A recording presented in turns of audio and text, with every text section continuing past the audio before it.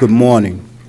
I want to welcome you who have come today to join us as we honor 5 veterans who have lived their lives with honor and who deserve our deepest gratitude for their service to our country.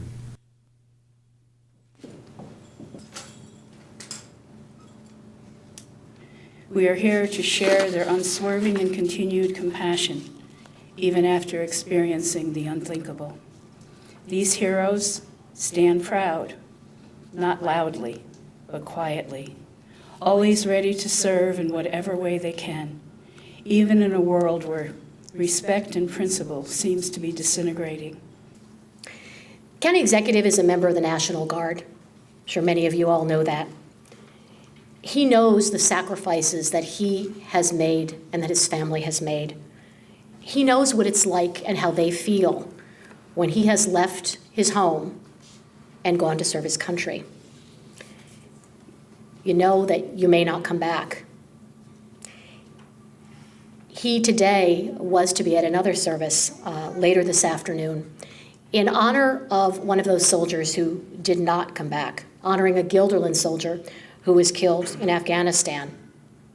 Like many others, he gave his life so that we could be here today.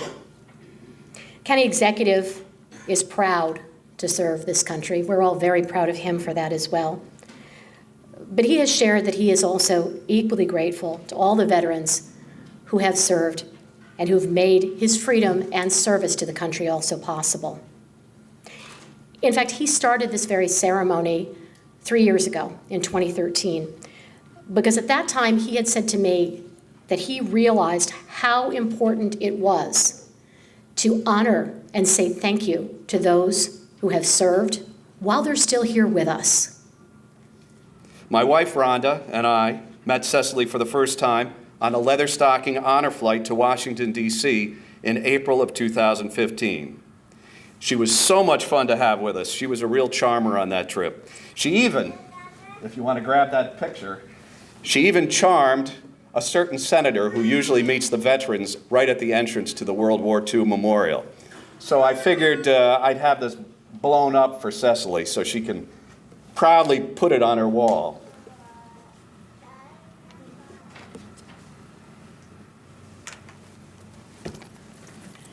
This is Cecily and Bob Dole at the World War II Memorial.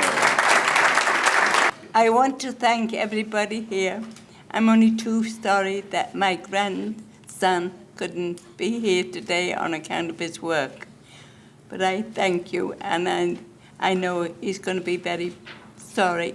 He was with me at Washington, D.C., and he loved it. Thank you all again. Bill is one of our unsung heroes, always ready to lend a hand. His humble roots, without the support of a nurturing family, didn't dampen his willingness to serve. After his plan of being a career Marine was interrupted by an injury in South Vietnam and subsequent medical discharge, he came home, went to college, worked in business, and after a period of darkness, met a young man named Peter Nardolillo, a fellow Marine. And once again, he found his community of veterans, his extended family. I joined the Marine Corps right after high school. I can remember the day I left for boot camp, and that was July 5th. I always call that the day I gave up my independence. But, and then, we got down to Parris Island, and then I said, now I'm in a nut ward.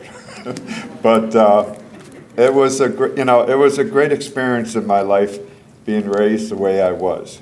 Though I didn't have a family, my family was the people that I met throughout my life.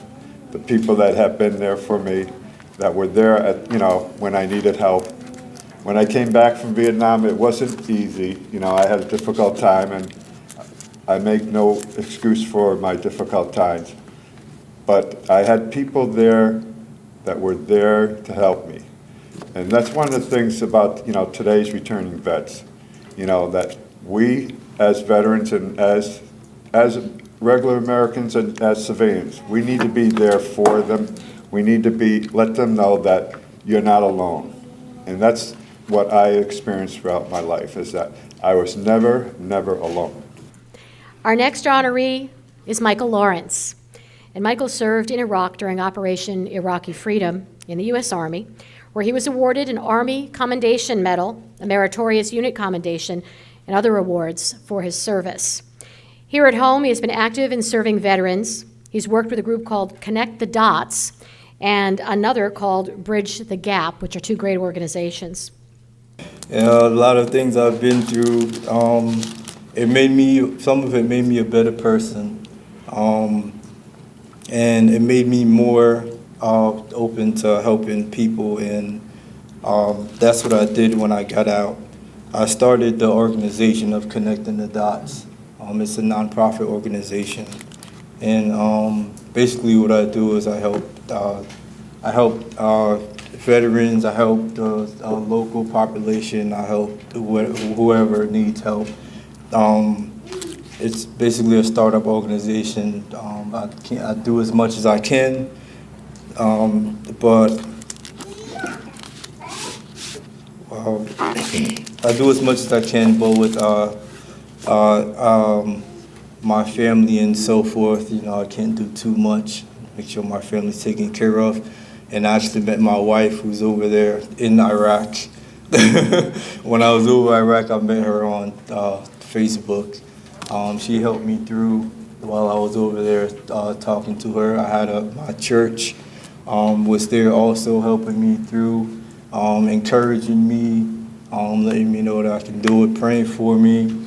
And I'm glad that I'm back with my sanity, from all the things that I've been through and went through.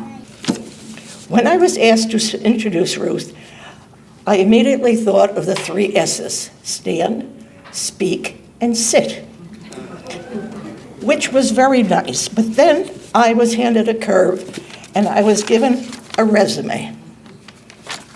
Well, I altered it. Ruth was born November 24th, 1923, in Albany, New York, to Stanford and Pauline Saunders. She went to Clinton Heights High School and was in the first graduating class at Columbia High School in 1941. After working a few years, Ruth joined the Marine Corps in 43, served until 1945, when she was released into the loving hands of her husband of 10 days, Captain Edward Leeson. Ruth trained in Camp Lejeune, stationed in Chesneyport, North Carolina, in the Marine Corps 2nd Division, as a celestial navigation instructor, a links instructor for certifying pilots for their recertification every 4 months. Ruth was a stay-at-home mom to her 2 children, Susie Ray and Jeffrey Bruce, until the loss of her husband in a plane crash while serving in Korea in December 1, 1952. Ruth went to Albany Medical Center to become a licensed practical nurse, where she worked for 2 years. She then went to the Veterans Administration as a psychiatric nurse. That's why we get along so well. She retired in 1999, and she still continues to volunteer her time to our veterans. Found out that my grandmother was a Teeling.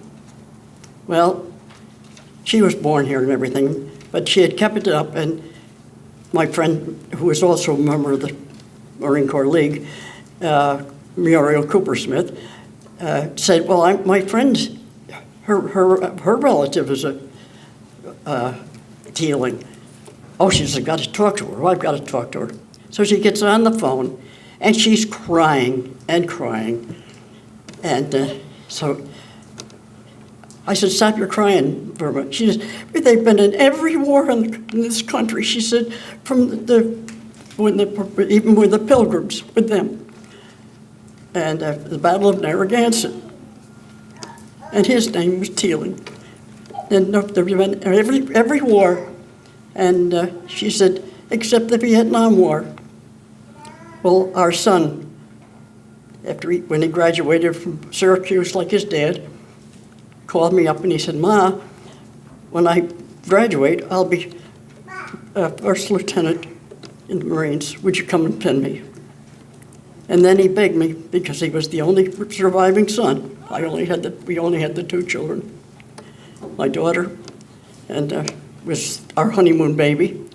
And I told him we were no more babies until he gets out of college, because he'd had 2 years of college. So that was that. And when she says, "Oh, and the biggest Irish brogue you ever heard. You'd think she just got off the boat. Oh, we kept the faith." So I chased it down.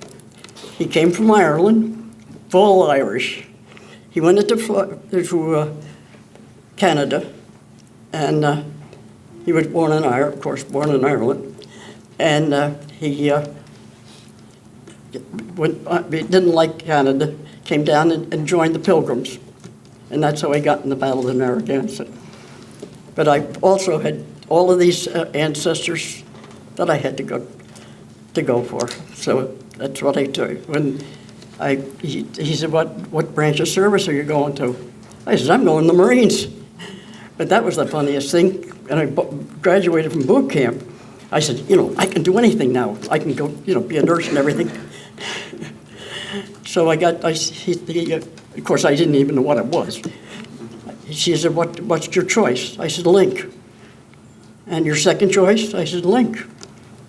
She says, your third choice? I said, Link. She says, well, we may need you somewhere else. And I said, then you're going to have one happy Marine. So I got it anyway. And I had a lot of support from all sides. And I did get to be an instrument instructor, a celestial navigation instructor. And I don't regret 1 minute of it. It made my whole life change. Thank you all.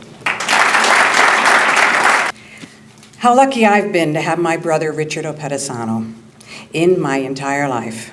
Dick has always been gentle, humble, loyal, kind, and loving.